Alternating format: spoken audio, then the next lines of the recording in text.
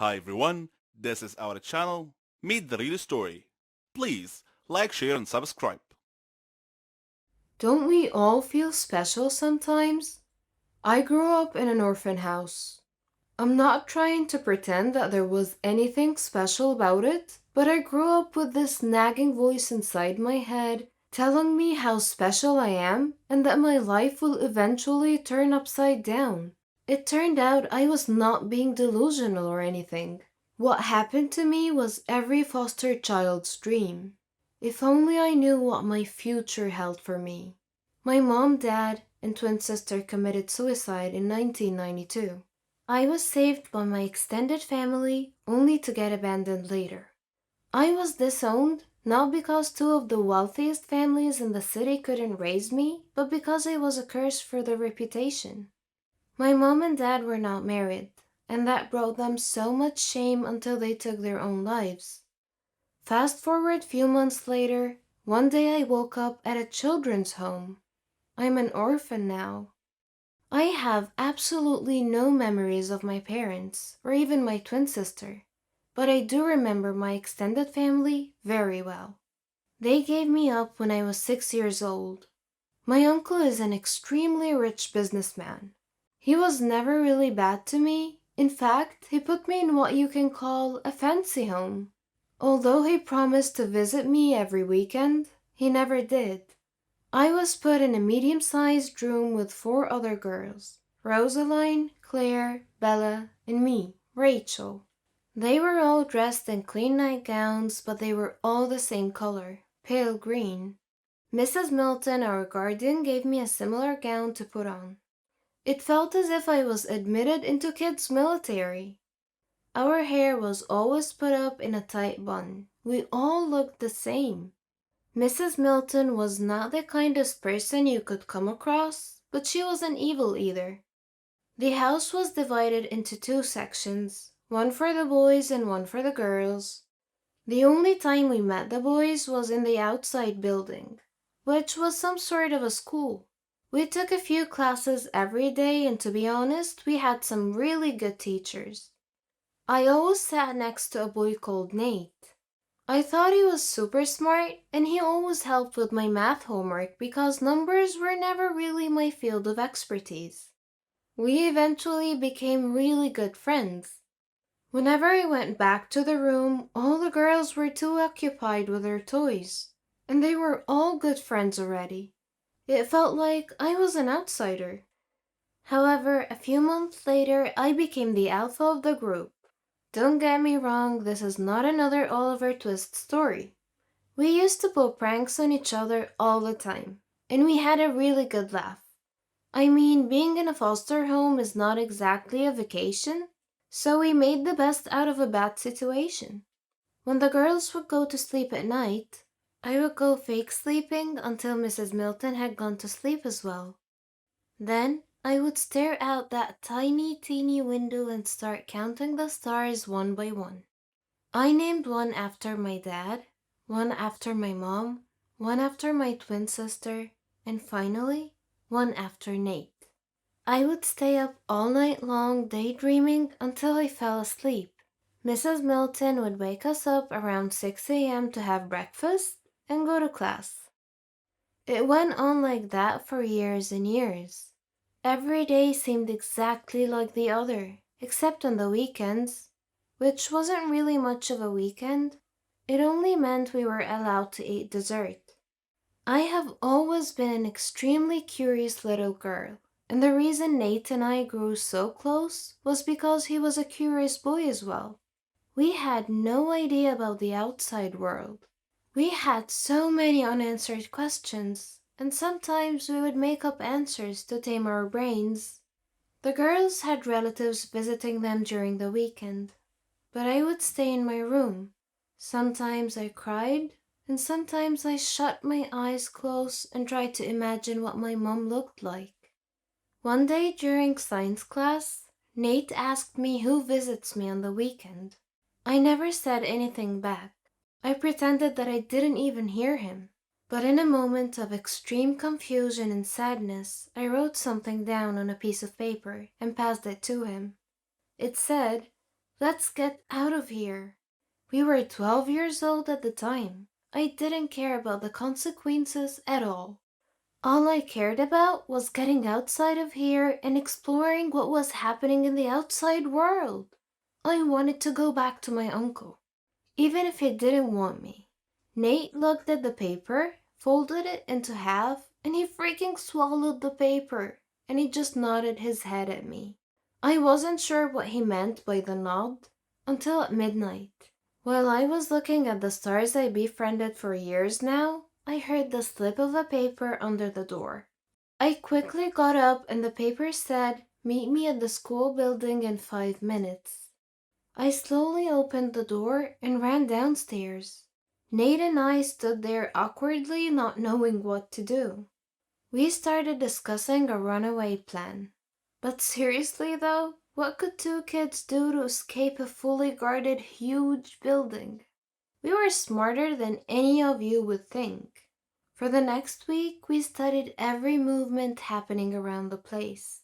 When security guards changed their shifts, which teachers left class early, we even memorized the times when Mrs. Milton had to use the bathroom. We had a solid plan. At the end of the week, on Friday, we had history class, and the teacher always left a few minutes early. At the same exact time, security guards changed their shifts, and Mrs. Milton took about 3 to 4 minutes to come downstairs and walk us back to our rooms. That was it. That was the moment I have been looking for all along. We passed by the guard's back and we ran and ran like there was no tomorrow. After a few blocks, we were out of breath. We were two kids dressed exactly alike with no money and no place to go. But we couldn't stop, not after we finally did it. We kept on walking and walking until it was night. I looked up at the sky and I could not believe my eyes. The sky had endless stars. I let my hair down and got rid of that stupid bun I've had for years.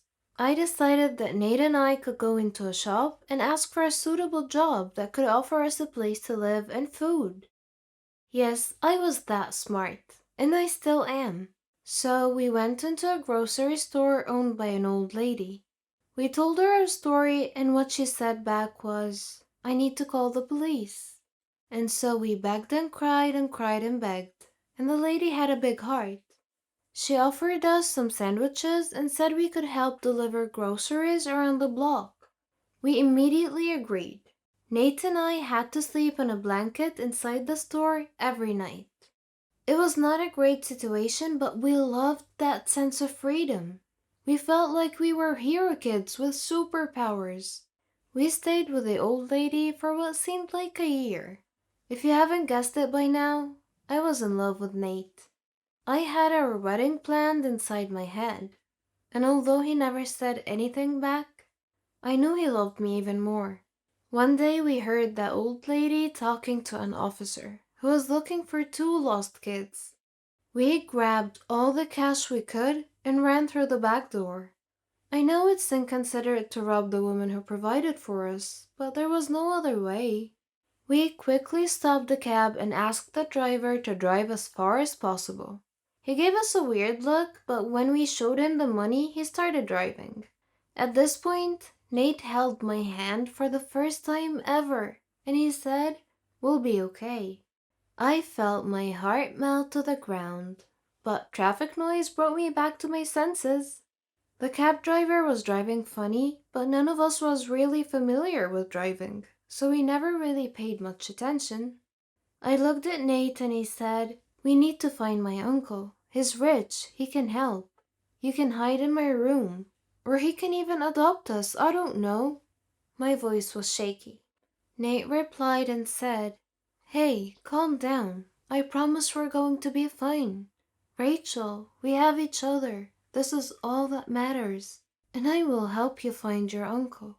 I didn't hear the rest of his words. I woke up in a hospital bed. I screamed at the top of my lungs. A nurse came in, and I said, "Who are you? Why am I here? I need to leave right now. Where's Nate?" The nurse gave me a pill and some water. She said, "Calm down. You'll be fine. Your friend is fine. You got into a car accident. What's your name? I pushed her hand away and refused to take the pill. My name is Rachel and I need to see my friend right now. The nurse just left me. Then an officer came in. He started asking questions and I kept asking to see Nate. I never answered any of his questions. I asked him to call the nurse again and she came back. I asked her to help me sit straight because I could barely feel my legs. Maybe I'd been sleeping for too long, I don't know. She just stood there. I looked down and I didn't have legs. What happened? I asked. The accident happened, Rachel, the nurse replied. Now I'm a crippled orphan? No, that couldn't be true. I'm not sure why, but I was super calm, and I asked, what happened to my friend? He is okay. Where are your parents? I stared up at the white ceiling and never said anything back. I don't know how, but it was suddenly next day morning and the officer woke me up. I told him the whole story, and I described my uncle and his business name. I needed all the help I could get, but no one was telling me anything about Nate. The doctor explained that I will be able to walk again, but it might take up to a few years. Later that day, my uncle came. I had an ocean of mixed feelings, but my eyes were stoned. I couldn't shed a single tear. The first thing he said was, "Why did you do that to yourself, honey?" He dared to call me honey and to blame me for his own doing. I half smiled and said, "The doctor said I'll walk again. Have you heard anything about my friend?" He told me that Nate had a brain concussion and he's in a coma. And that was when my stone eyes melted. I felt guilty. It was me who made him run away. If it wasn't for me, maybe he would have been fine now. "Uncle Todd, could you please call in the doctor for me?" I asked. The doctor was very understanding. Although he did not have a full picture of what was going on, he explained to me that Nate will be fine, and I believed him. My uncle paid for my surgery and for Nate's stay as well. How confusing. If he had such a big heart, why did he admit me to a foster home? I lost count of the days. I wished I was back at the orphanage sitting next to Nate while he helped me with my homework. A month passed by, and Nate was doing a lot better. I saw him a few times, and I was able to walk a few steps with the help from the nurses. My uncle visited from time to time, and I could tell he was trying to make it up to me. But wasn't that just a bit too late? 6 months later, we were both sent back to the orphanage with reports that Nate is at a risk of a brain stroke, and that I couldn't walk or stand for too long. My uncle offered that we stayed at his house, but we both knew he never meant it.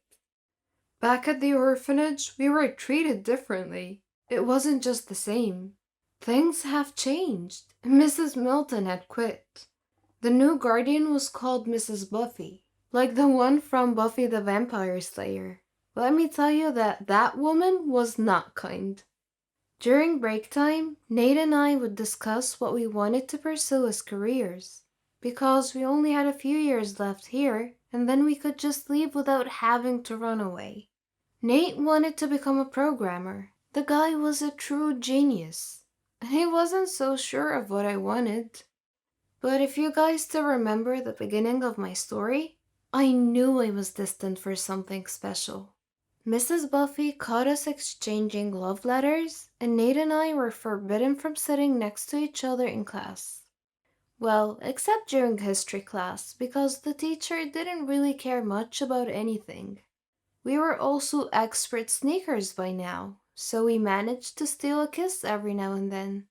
Things were starting to get better. I could walk better, and Nate could talk better, because he had a problem with stuttering.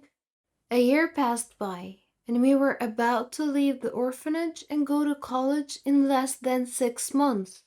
One day during break, Nate started throwing up. Mrs. Buffy refused to even call a doctor. The next morning, he couldn't speak at all in class, and he started throwing up again and again. I ran up to Mrs. Buffy to take him to the hospital, and she replied, "We can't afford hospital, Rachel," and looked the other way. "Call my uncle right now," I screamed at her. "Fine," she said in a very careless voice. My uncle came and Mrs. freaking Buffy refused that I go with them. And so my uncle took Nate to the hospital. After 4 hours, my uncle came back, and without my consent, he demanded I leave and go home with him. I was so concerned and just went with him. I kept on asking questions and he said nothing back. He parked in front of his mansion and he said, "They tried their best at the hospital. I'm so sorry." And he hugged me for the first time ever. I pushed him back and he said, "What does that mean? Do you mean that Nate is gone?" And then my uncle started crying. He invited me to go inside, but I refused. No, no way. Nate couldn't just leave me like that. I walked away. I sat on the pavement recalling all the memories we had together. I looked at my artificial legs and kicked them so hard, but I didn't feel a thing. I lived with my uncle for a year, on the condition that I will pay rent until I could move out. What if Mrs. freaking Buffy had called the doctor? Wouldn't Nate be here right now? I had nightmares about killing her every single night. I got a part-time job as a teacher. I paid my rent and saved the rest for college. I finally knew what I wanted to study. I wanted to study journalism. I worked day and night until I could afford college. I sent hate letters to Miss Buffy every now and then. As soon as I graduated, I landed a one-in-a-million job. I worked for the biggest newspaper in town. I moved out from my uncle's, but we are on good terms. 2 years later, I went back to the orphanage, only to find out that another kid had died due to lack of responsibility. Although Mrs. Buffy was old and even grumpier now, it didn't stop me from getting back at her. I wrote every detail of Nate's story and submitted it to my boss. He never even knew I grew up in an orphanage. The story went viral. I was even interviewed to share more details on television. Finally, Mrs. Buffy went to prison after a long trial. Oh, I could almost hear Nate smile in heaven right now.